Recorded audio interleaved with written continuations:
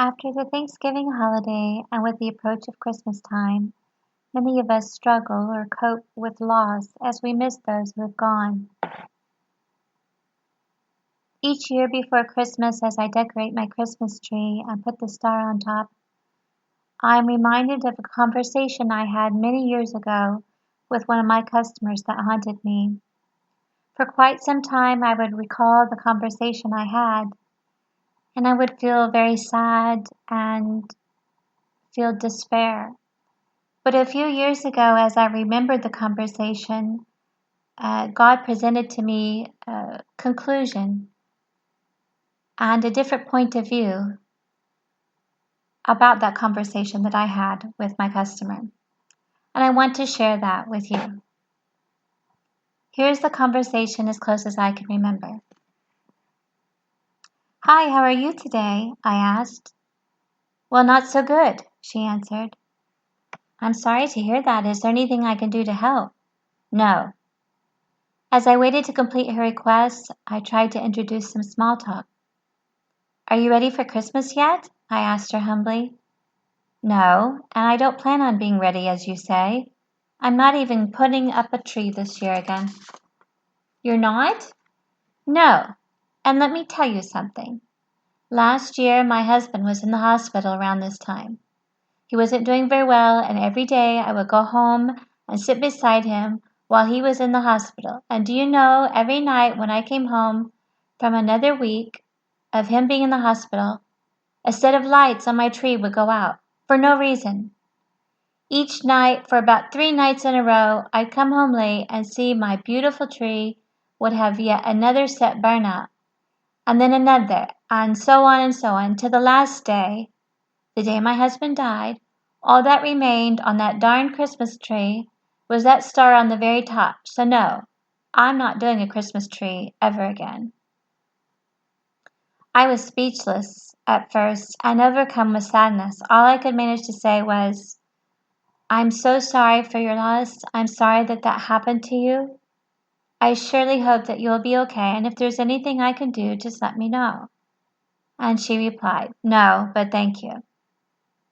After the conversation ended, I felt a huge gaping hole in my heart to match the one that she must have. It was hard for me to think clearly, and I could not say anything at that moment to make any difference. She was on the top of my prayer list for at least a couple months.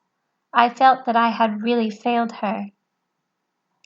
As time passed and I would recall the conversation, especially as I would string the lights on my own tree for Christmas time each year, and then many years too late, I've actually collected a response that I feel that God had given me. I feel like I should have said, "I am sorry that your husband has passed away.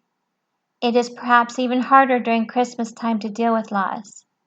I submit to you that there is another side of this story pertaining to the lights going out on your tree. Just like the string of lights going out on each different night in all of our lifetimes, we will experience loss of loved ones at different times. As each person passes on the light from their life in ours, it seems to dissipate and makes our own world seem a little darker. Not one person here living on this earth will be able to bypass the fact of human life. We will all experience death and miss our loved ones. However, one thing will still remain constant. Just as that star atop your tree stayed on the entire time and never faltered, it is the same that God remains too.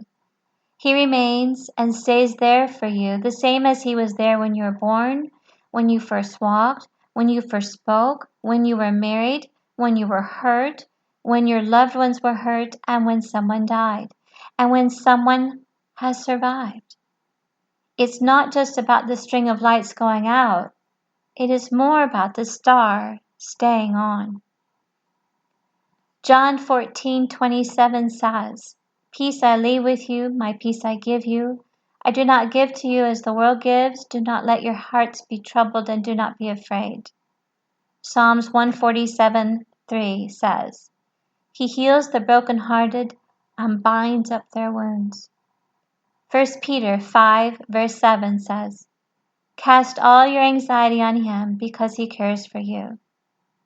If you are at a point of life where you only notice what's missing instead of what still remains, I hope that your load will be lightened by God's love and comfort. I pray that you will be filled up instead of hollow, and that your faith will direct your path onward and upward. And please, God's blessing, peace be with you on this Christmas.